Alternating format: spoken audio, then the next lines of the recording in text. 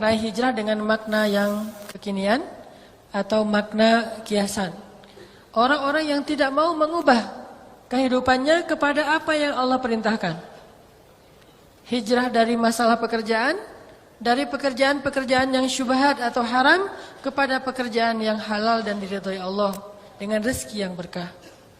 Hijrah status dari mungkin punya hubungan yang tidak diridhai oleh Allah. Setiap hari dia merasakan perasaan yang sebetulnya belum boleh dia rasakan. Setiap hari dia memikirkan seseorang yang belum boleh dia pikirkan. Setiap hari dia datang dan berkomunikasi dengan seseorang yang belum boleh terlalu dekat dengannya. Hijrah kepada keadaan yang lebih baik. Keadaan ketika semakin dia pikirkan semakin berpahala. Semakin dalam perasaannya semakin berpahala. Semakin dekat semakin diberkahi Allah. Memandangnya aja berpahala coba. Itu enggak ada dalam pacaran. Memandang orang yang kita cintai berpahala. Kalau pacaran memandang dosa. Disuruh menundukkan pandangan. Ngobrolnya sambil ngelihat ke bawah. Udah sholat tahajud belum? Ngelihat ke bawah. Atau kalau kita lagi jalan bareng gak saling bertatap-tatapan. Jadi kalau misalnya satu mobil, satu di depan ngedrive, satu lagi di belakang. Itu paling syar'i itu. Kalau gak siap kayak gitu, gak usah deh. Kalau perlu kalau mobilnya 3 row gitu kayak Livina atau Mobilio, dia yang paling belakang. Sekalian jagain barang-barang gitu. Gimana barangnya? Ini paling belakang. Supaya menjaga jarak, jangan terjadi fitnah. Dan banyak-banyak berzikir, astagfirullah, astagfirullah, ya Allah lindungilah kami. Karena setan itu, itu lagi menggebu-gebu tuh semangat setan untuk menggoda kita. Sedikit aja ada pencetus langsung kita bisa batal. Beda dengan kalau sudah berhijrah dengan cara menikah. Memandangnya pahala. Pandang, alhamdulillah dapat 1 pahala. Pandang lagi 2 pahala. Pandang-pandangan 4 pahala. Kamu kenapa ngelihat-lihat saya terus? Saya pengen beribadah. Beribadah apaan? Dengan memandang kamu. Dan tahukah pahalanya sebesar apa? Sama dengan sholat 2 rakaat loh. Jadi kalau lagi malas, kayaknya saya mah lagi malas sholat sunnah mutlak, mau mandang istri aja. Itu bisa, kalau pacaran gak akan dapat yang kayak gitu-gituan. Coba, mandangin fotonya aja berpahala, apalagi orangnya. Kalau pacaran, mandangin fotonya aja nggak boleh, apalagi orangnya. Kita liatin, kita ngobrol. Bukankah dalam hadis itu ketika saling memandang berpahala, kemudian ketika saling berkasih sayang berpahala, kemudian ketika mereka maaf masuk ke dalam kamarnya berpahala, dan malam itu diberkahi oleh Allah Subhanahu Wa Taala. Malam yang penuh berkah. Gak perlu ngumpet-ngumpet, curi-curi dan segala macam. Gak perlu tipu-tipu. Karena udah halal. Kayak cerita saya kemarin. Pulang sholat Jumat. Ngapain pulang sholat Jumat buru-buru? Karena pengen cium kening kamu. Wah. Kalau belum halal, pulang sholat Jumat bingung. Ini mau kemana nih? Pulang ke rumah cuma gak ada siapa-siapa gitu ya. Pulang ke rumah orang, bisa bahaya. Jadi kan bingung pulang sholat Jumat. Aduh saya habis Jumatan tuh bingungnya mau kemana. Akhirnya nelfon teman, kita nongkrong yuk. Gitu lagi kan. Kalau yang udah halal, dia mah gak pernah galau mau nongkrong di mana. Udah jelas tempat nongkrongannya. Di dalam surga di rumahnya. Yang dinanti oleh bidadari. Tinggal pulang, assalamualaikum, waalaikumsalam. Udah ditunggu dari tadi juga. Lagi khutbah dia udah nunggu di belakang pintu gitu. Lagi khutbah Jumat udah nunggu. Begitu buka pintu, assalamualaikum, waalaikumsalam. Langsung kecup keningnya. Ya Allah, rahmatilah hubungan kami. Jagalah hati kami. Dan jadikanlah dia pasanganku di dunia dan di surga. Luar biasa itu udah. Ada yang lebih dahsyat lagi tuh. Bangun tahajud. Begitu kita malam udah melek langsung bangun wudu. Setelah wudu memercikan air ke wajahnya. Jangan 1 ember. Dipercikin. Memercikan air itu bukan bahasa, bukan cara yang kasar ya. Memercikan air itu romantis loh. Jadi mercikin air itu kalau Nabi itu diusap di matanya Aisyah. Jadi kayak facial gitu deh. Diusap di matanya Aisyah, bangun dong, diusapin. Terus dipercik-percik, kan manja tuh gitu. Apaan sih malam-malam dingin tahu? Nah kalau gitu besok malam air hangat dipercikin. Pokoknya yang lembut aja, air hangat. Waduh, makin nyenyak tidurnya air hangat nih gak dipijitin. Atau kalau perlu, kalau yang lebih keren lagi percikin airnya tuh pakai itu tuh. Pakai nano spray. Segar gini, kirain lagi di zam-zam segar gitu ya, pakai nano spray. Kenapa kamu pakai nano spray saya? Kan ikut sunnah Nabi membersihkan air. Tapi pakai teknologi nano spray. Ini lebih dahsyat lagi. Udah gitu dipijit-pijitin jempolnya pelan-pelan supaya dia bangunnya nyaman. Begitu bangun azan subuh gak jadi sholat. Kelamaan soalnya ngebanguninnya. Disitulah indahnya, bayangin. Makanya Allah mempertanyakan, kok kalian udah tahu indahnya nikah? Enggak nikah-nikah juga sih. Padahal udah tahu, udah dipanas-panasin lewat Instagram, lewat taklim, enggak nikah juga. Sampai akhirnya malaikat nanya, "Fima kuntum?" Kenapa kalian dalam keadaan seperti ini tidak menikah? Katanya mustad'afin, ya Allah, enggak siap ya Allah, lemah, enggak punya pekerjaan. Bukankah ardullahi wasi'ah? Bukankah bumi Allah itu luas? Dan Allah berjanji di ayat yang ke-100-nya tadi, siapa yang berhijrah, Allah akan memberikan jaminan muraghaman katsiran wasa. Banyak jalan keluar dan kelapangan. Itu janji Allah untuk orang yang berhijrah. Enggak usah khawatir. Dan saya yakin yang di atas tuh semuanya udah pada siap. Tinggal datangnya kapan gitu. Mereka udah siap dari dulu juga. Ya teh.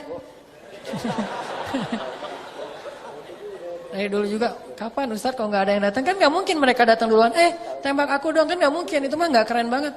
Makanya kita yang harus cowok berani datang. Terus kamu datang pakai apa? Saya bawa Allah. Wah, ini ngeri nih. Modal kamu apa? Allah modal saya. Jaminannya apa? Allah sebaik-baik penjamin. Saksinya Allah yang akan menyaksikan. Pokoknya saya ngandalin Allah aja. Bismillah, ayo kita berjihad. Allahu Akbar gitu. Akhirnya calon mertua juga ikut takbir. Wah, kenapa saya jadi ikut-ikutan nih? Udah deh. Masih ingat, ini buat calon mertua ya. Belajarlah dari Sa'id bin Musayyib. Sa'id bin Musayyib itu satu dari 7 ulama Madinah di masa tabi'in.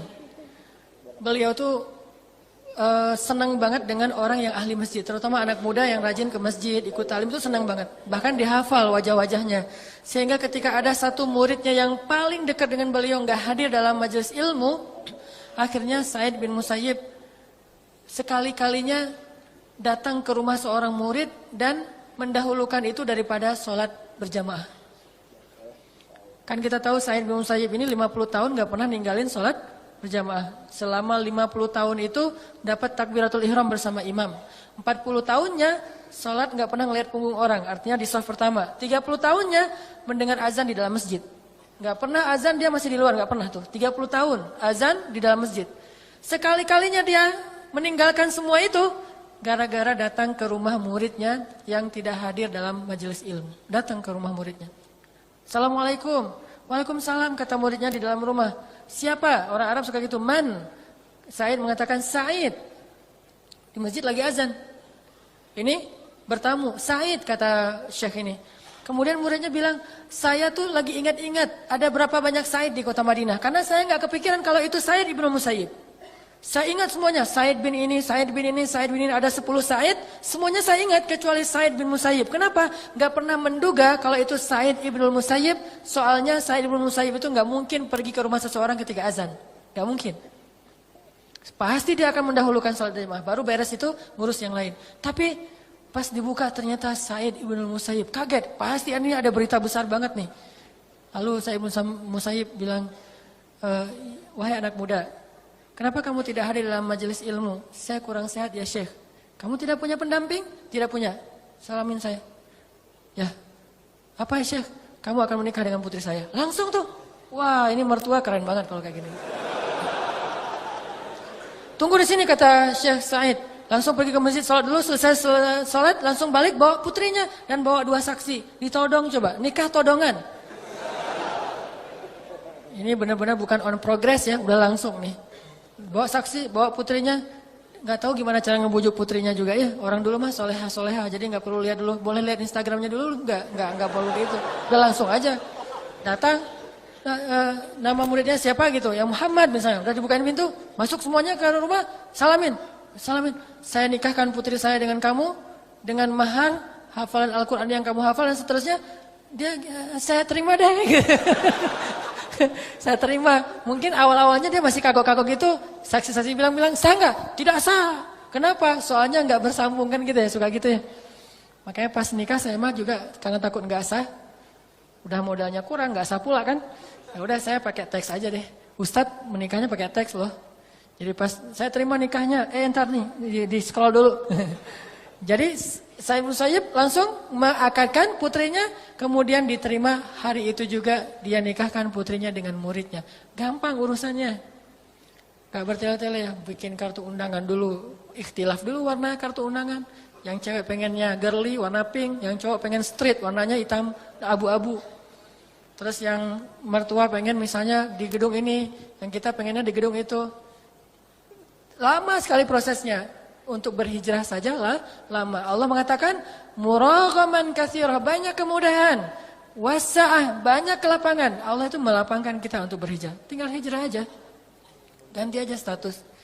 Saya sering bilang nikah itu sebetulnya bukan masalah sama sekali. Bukan masalah sama sekali. Jadi orang gak perlu mempertimbangkan untuk nikah. Hanya perlu memilih. Mempertimbangkan mah gak perlu. Memilih aja. Ini nikah gak ya? Nikah ya gak usah. Nikah, cuma tinggal pilih. Memilih dengan istikharah. Minta istiftah kepada Allah. Ya Allah, ikatkan hati saya kepada orang yang tepat. Segampang itu sebetulnya. Datang aja. Orang kita niatnya pengen ibadah kan? Assalamualaikum, waalaikumsalam. Ada apa ya dek? Saya pengen ibadah pak. Hah? Ibadah gimana dek? Boleh saya duduk dulu pak, kita bicara baik-baik secara kekeluargaan. Daripada kalau berdiri kan orang gampang emosi ya. Duduk aja pak. Pak mangga minum dulu pak gitu. Rumah siapa gitu ya. Ini kepedean banget nih calon menantu nih. Udah tinggal nikah doang. Nikah mah cuma akad kayak gitu udah selesai. Kalau perlu nikah duluan baru resepsinya ntar dipikirin bareng-bareng. Saya dulu ketika di Kairo nikahnya, resepsinya sekitar 6 bulan setelah kita nikah. Yang penting nikah aja dulu, kita jalan-jalan kayak 99 cahaya di langit Eropa gitu deh. Kan nikahnya di luar negeri tuh. Nikahnya pun saya di Mekah, istri saya di Kairo. Jadi nikahnya enggak barengan, istri saya di Kairo nunggu-nunggu gitu. Siangnya dia tanya, nanti malam jadi, sabar ya gitu, lewat telepon ya. Saya udah di Saudi waktu itu lagi haji. Selesai mertua saya haji, wah baik-baikan tuh sama mertua. Begitu dia datang dari Indonesia turun pesawat, langsung saya tunggu di bandara. Begitu dia naik, langsung saya tunjukin jadi guide dadakan. Langsung jadi guide, saya tunjukin sehingga mertua saya ngeliat, wah ini bener nih calon menantu yang ideal nih. Nggak tahu dia kalau saya minjem duit anaknya 5 juta. Udah gitu, pas udah selesai kan nggak boleh menikahkan ketika sedang berhaji ya. Selesai haji semuanya udah Arafah, udah Thawaaf Ifadah udah beres. Langsung saya minta manggilnya Abah. Abah, kapan atuh acaranya gitu. Oh iya sebentar saya mau ngambil umroh dulu. Aduh, umroh lagi deh. Lama ini. Nunda lagi 1 hari. Hari yang kedua, Mbah udah bisa sekarang. Oh iya ayo kita ke Masjidil Haram. Selesai tawaf sunnah, langsung naik ke satu pojok masjid. Saya nikahkan, saya terima nikahnya, langsung telepon. Panggilannya, hai sayang, udah berubah. Kalau belum nikah, ukhti, nah gitu tuh panggilnya. Kalau orang Mesir mah ya, kalau di sini mah sis gitu ya. Ukhti mah sis. Pertama sis, habis itu jadi bebek. Ini karena udah berubah status. Langsung dia hore-hore gitu di Mesir. Dia pas dapat telepon, alhamdulillah kita udah sah. Wah itu luar biasa. Dia langsung sujud syukur, selesai sah. Sama teman-temannya cuma makan beberapa butir kurma kan. Ala mahasiswa gitu. Saya udah selesai aja gitu, udah beres. Kayak maaf, sesederhana itu kayak disunat doang tuh. Cepet banget, udah selesai. Pulang ke Kairo, sebulan kemudian baru pulang ke Kairo. Kita langsung malam pertama ketemu tuh masih belum bisa satu rumah karena kita masih berstatus mahasiswa dan punya asrama masing-masing. Jadi kita ketemunya di ruang untuk tamunya asrama. Saya jadi tamu gitu datang. Wah, ini istri saya lagi datang mendekati saya gitu. Pas udah dekat, kita makan di mana sekarang? Ya udah kita ke yang dekat aja. Tempat pertama kita ketemu di kebab Turki. Kan dulu gara-gara di kebab Turki itu kan saya salah ngambil plastik teh. Salah ngambil kantong, jadinya ternyata kantong punya calon istri saya. Tapi bukan salah beneran, salah disengaja. Kita makan di situ aja kebab Turki sama ada namanya kibdah. Kibdah itu roti di dalamnya itu kasih hati. Nah, karena kita main hati jadi makannya makan hati. Nah, makan di situ udah gitu pulang masing-masing ke asrama. Bayangin udah nikah, pulang ke asrama. Itu hal yang paling menyakitkan. Udah nikah masih suruh pulang sendiri-sendiri ya. Itu paling menyakitkan dalam hidup saya tuh. Bersabar, seminggu kita ngurus untuk surat-surat resmi biar boleh keluar dari asrama seminggu. Bayangin bersabar seminggu. Ya gimana lagi ya, tahajud aja tiap malam.